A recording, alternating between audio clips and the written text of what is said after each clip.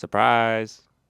Welcome to the bonus round. We have a bonus episode for Proverbs 1, right? If you were paying attention to last episode, you noticed that we didn't get to cover all of the verses. And so please listen to that one if you haven't already, first off, before proceeding to this one. But had some extra time today, and I just wanted to cover these verses just because they weren't covered in the last episode. And it's not because they were, less important or anything like that, but just didn't have enough time.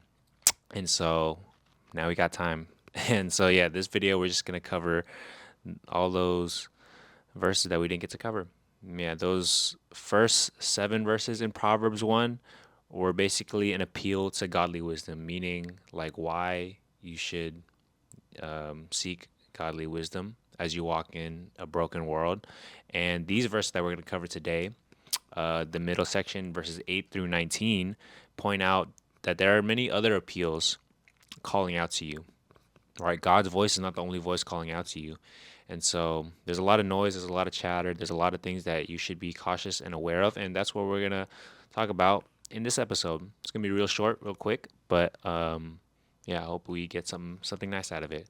All right, so we'll go right into the scripture, verses 8 to 9. Hear, my son, your father's instruction, and forsake not your mother's teaching, for they are a graceful garland for your head and pendants for your neck. Right? The wisdom in Proverbs includes instructions in the home by a father and mother. This is also a kind of concept that we'll be exploring a lot as we go into these episodes. Fatherly and motherly wisdom, this parental guidance kind of thing. But yeah, just some takeaways from these verses. Or don't think that a life of wrongdoing can be avoided just because you come from a good family, right? As we talk about parental like roles in your life, family life, just because you come up from a good family doesn't mean you're off the hook, and you still need to be pretty intentional, right? Steward your household well, whether you're a child or a parent or the in between, right? Kids are not as much influenced by the answers your parents give, but mostly by the character they have. So, yeah, family is important. Family is important. Right? That's a little tidbit that we'll be exploring a lot as we go into these proverbs. We'll move on. We'll cover a lot. Verses 10 to 16. My son, if sinners entice you, do not consent. If they say, come with us, let us lie in wait for blood, or let us ambush the innocent without reason, like Sheol, let us swallow them alive and whole. Like those who go down to the pit, we shall find all precious goods. We shall fill our houses with plunder. Throw in your lot among us.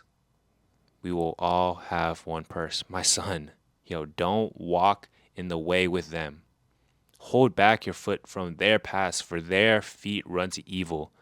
They make haste to shed blood. There's a lot happening. But basically, it was it was describing this enticement from sin. Enticement meaning this like temptation to do evil, right? This is a warning not to let wicked people entice you with sin and wickedness. This is talking about people who try to take advantage of others more specifically, right? This is a warning against that. There are other voices calling you, tempting you to do these things. Verse 17 and 18. For in vain is a net spread in the sight of any bird, but these men lie in wait for their blood. They set an ambush for their own lives. Interesting, right? This illustrates a picture of a bird hunter and a bird. Right? It says, for in vain is a net spread in the sight of a bird, right? Which basically means like a sensible bird, right? A bird that, has sense, that sees someone setting up a net, they'll flee from danger, right? To its life rather than taking the bait, right? Any sensible bird, think of a fish and a hook, like anybody who sees any fish that has experience with hooks, they're not going to fall for it, right? And the next part of the verse, but these men lie in wait for their blood. They set an ambush for their own lives, right? The trapper, the one setting the ambush, the one who sets the hook, foolishly overlooks the full consequences of their own actions, and the trap turns on them, right? The people who entice you with sin and try to trap you and tempt you, right? It ends up turning back on them, right? Their character is broken, their time is wasted, and they get no reward.